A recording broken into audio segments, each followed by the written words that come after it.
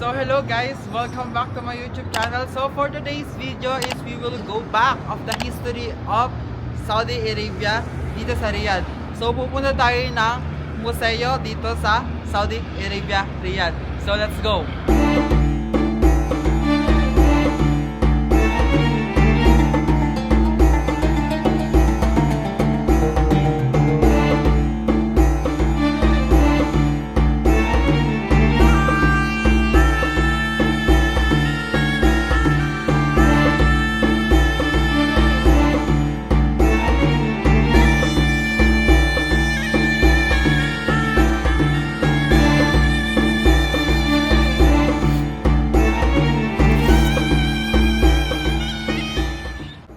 So hello guys, andito na ako sa loob ng museo. So before we start, I will give you some information about this museo. Museo.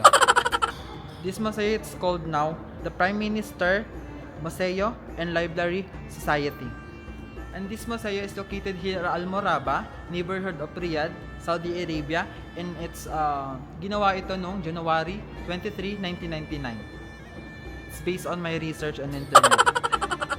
So ngayon, pupunta na tayo sa loob at titingnan natin yung mga arts and mga histories ng Saudi Arabia. So, let's go. So ngayon, papasok muna tayo dito sa loob ng galleries. Kasi dito may dalawa silang part. Merong the galleries, meron silang exhibition halls doon naman sa kabila. So una natin pupuntahan muna is itong the galleries. Tingnan natin kung ano makikita natin sa loob. So let's go. So as of now, ang ganda na nakita ko. So nice na ako. Oh, nice. So makikita nyo dito naman yung Jupiter. It's like you're in a real world. I will show you guys. This is called the glory of His creations.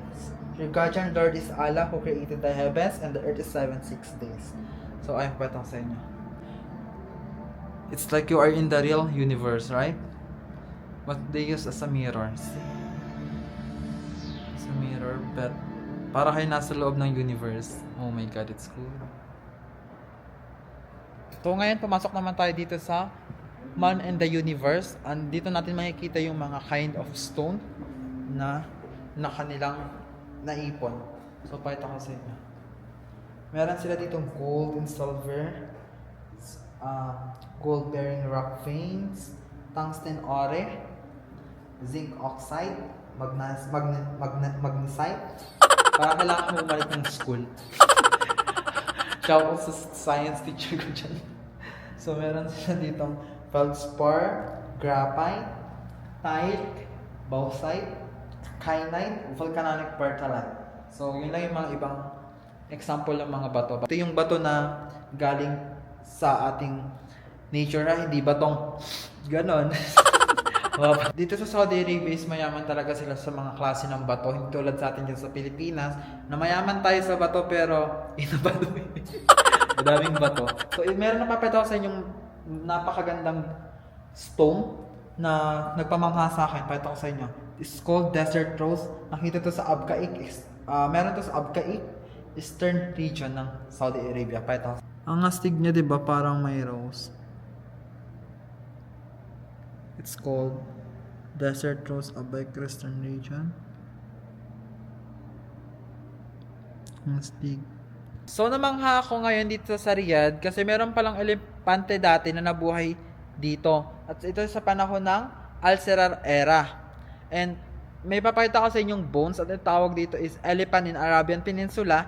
And this elephant, it's called like mastodon elephant. So pakita ko sa inyo yung tunay na buto, yung real bones niya as in. Ayan, sobrang ganda niya. This is elephants in Arabian Peninsula. Mastodon live in the Arabian at Al-Sarar era. At ito naman yung elephant tusk, yung parang pinakang sungay, pinakang sa nguso, yung pinakang buto, ito. Kasi ito yung parang pagkapanga ng elephants, panga ng elepante. See? Ang astig, Ang laki. Ilan dangkal yan? Ito. 4 na dangkal, ang laki ng panga ng elepante. Papakita ko sa inyo yung parang old village nila na yung pagkakaset up ng mga lupa dati. Ito, ganito. Ayan. Ganyan. Parang old setup ng mga bato dito sa Riyadh. And now, dahil galing na tayo sa mga Arabian stone, pupunta naman tayo ngayon sa Arabian Kingdom. So this is in my left side. Meron tayong makikita dito parang mga pader na may mga old handwritten. It's called the Standing Stone. So ayan, Standing Stone. It's stone panels. It's like ano siya, parang lapad ng mga stones. With old type of written. Meron siya. And dito naman sa right side ko, makikita nyo yung mga jars na almost 3,800 BC pa, 4,000 BC pa. So, ayan. Meron pang 2,800 BC pa yung mga jar na yan. Sobrang tagal, matanda na. Siguro, nakalimang lolo na ako, 10 lolo na ako bago nagawa yung mga yan. So, ayan. 1,008 BC, 2,000 BC, 1,004 BC. It's old ones. At ipapakita ko sa inyo yung first alphabet ng Saudi Arabia. Ayan, pakita ko sa inyo. This one. This. See?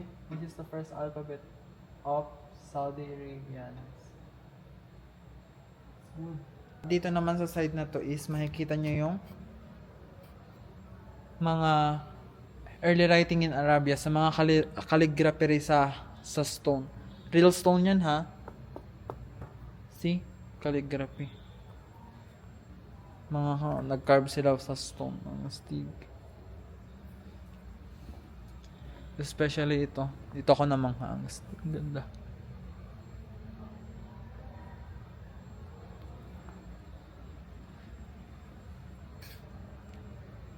Ay, hindi papakita ko naman sa inyo yung parang interior design ng bahay dati sa panahon ng 20 years ago, 30 years ago.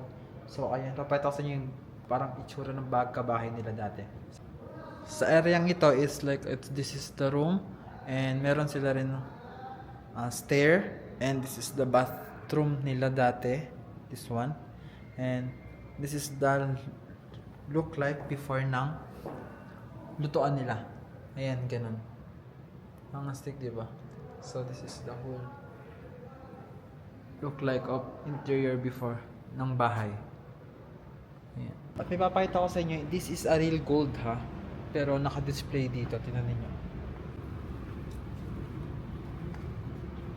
Kung sa Pilipinas may sinaunang pag-grind ng mga pagkain, dito sa Riyadh meron din ang astig, sobrang laki niyang wheel na gumagamit sila ng camel para magamit ito. So, ayan. This one. Dito ilalagay yung camel. Parang itutulak ng camel itong kahoy din. Umiikot lang siya. Ganun. Ang astig. It's real, ha? It's real stuff. Then dito nila ilalagay yung pagkain. Yung pwede nilang i-grind. Then, ikot lang yan hanggang sa maduro. Ang astig.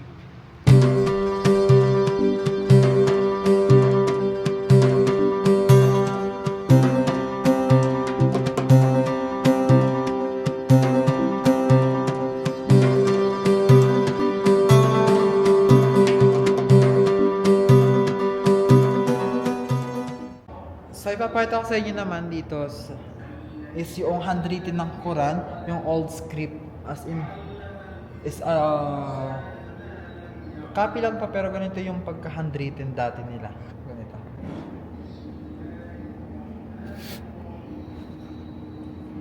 And dito, meron silang theater, ang astig. Pakita ko sa inyo yung theater. So, ayan. وهي كافية لتغطية ملعب كرة قدم بعمق So, andito tayo ngayon sa mga weapons ng mga first Saudi states. Mapapakita ko sa inyo yung mga sinaunang armas na ginamit nila para sa pakikipaglaban ng mga sinaunang panahon. So, meron dito mga baril, may mga palakol, gulok, mga ganun. Papakita ko sa inyo.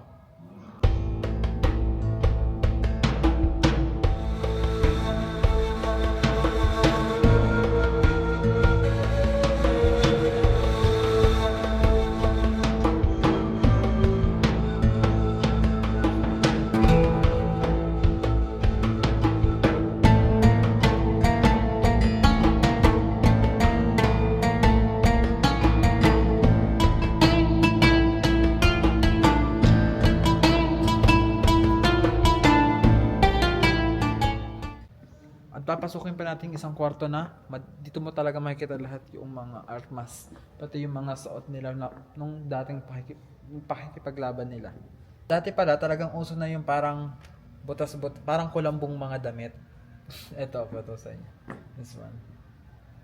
And this one is made in iron. Alam niyo yung mga bakal na ikot-ikot? Ayan siya oh. Mga bakal siya na bilog, tas yung pinagdikit-dikit. Ganun yung pagkadamit niya. Parang shield din sa pakikipaglaban. So kasamaang palad, sarado pala yung the exhibition nila. So hindi tayo matutuloy and maglilibot-libot na lang muna tayo dito. So ngayon dito ako ngayon sa car show sa part pa rin ng museo, and dito natin makikita yung mga royal cars ng mga prinsipe at mga hari noon. So andito yun, pakita ko sa inyo, ang gaganda. So this is Cadillac cars, 7 seats, and this year is 1953, 4 doors cars. Oh my god, that's nice.